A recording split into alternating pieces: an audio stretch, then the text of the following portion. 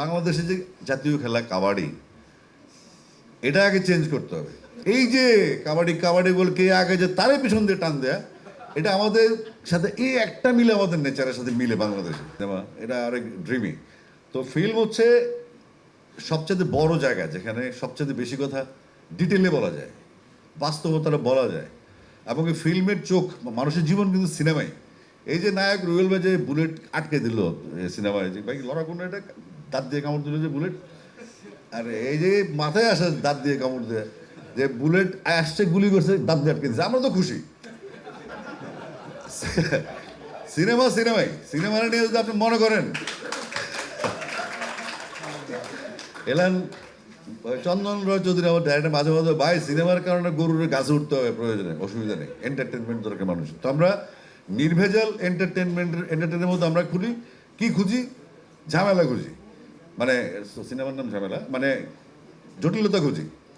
তো এখন আমরা কি করতে পারি, আমি সবসময় বলি এগুলো পজিটিভ কথাই বলি। দেখা যাচ্ছে ডাইরেক্টরই মাত্র 10 জন অ্যাক্টিভ, একজন আরেকজনের পেছনে লেগে গেছে। কোরিওগ্রাফার 3 জন অ্যাক্টিভ, একজন আরেকজনের পেছনে লাগে। ওই এডিটিং যারা করে একজন। বাংলাদেশে যে জাতীয় খেলা কাবাডি, এটা আগে চেঞ্জ করতে হবে। সিনেপ্লেক্স হবে, সবই হবে, জাতীয় খেলাটা বদলাতে হবে, এটা একক দাবি তৈরি করতে হবে। কেন বলি, এই যে কাবাডি কাবাডি বলে কে আগে যে তারে পিছন দিয়ে টান দেয়া, এটা আমাদের সাথে এই একটা মিলে আমাদের নেচারের সাথে মিলে বাংলাদেশে।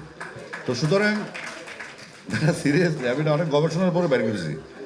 তো ইয়ামিন হচ্ছে সেই ছেলে, আমরা একই কম্পাউন্ডে 12 বছর আবার আমরা একসাথে হয়েছি, আর আমাদের স্টুডিওর কাজ চলতেছে। একটা টিম লাগে।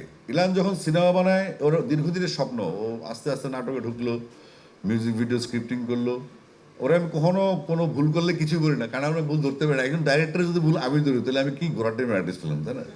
তো ডাইরেক্টরের সাথে কোনো আর্টিস্টের পাকনামি কখনো চলে না, বরং বেশি একটু এদিক সেদিক হলে কাউকে সাইড করে বলা যায়। তো এলানের উপর ভরসা আছে আমার, এবং দিয়া ম্যাডামকে ধন্যবাদ যে উনি এলানকে ট্রাস্ট করেছেন, অনেকগুলো টাকা লগ্নি করেছে। আমার মনে হচ্ছে এখন তো আর সিনেমা হল ওইভাবে নাই, কিন্তু এখন অনলাইন যে প্ল্যাটফর্মগুলো আছে, এই অনলাইন প্ল্যাটফর্মে যে আমাদের টাকাগুলো উঠে আসবেই। সিনেমা যদি রসদ থাকে, বারুদ থাকে, আগুন ধরবে ইনশাল্লাহ। দেশে দেশে সবার সাথে দ্য নিউজ।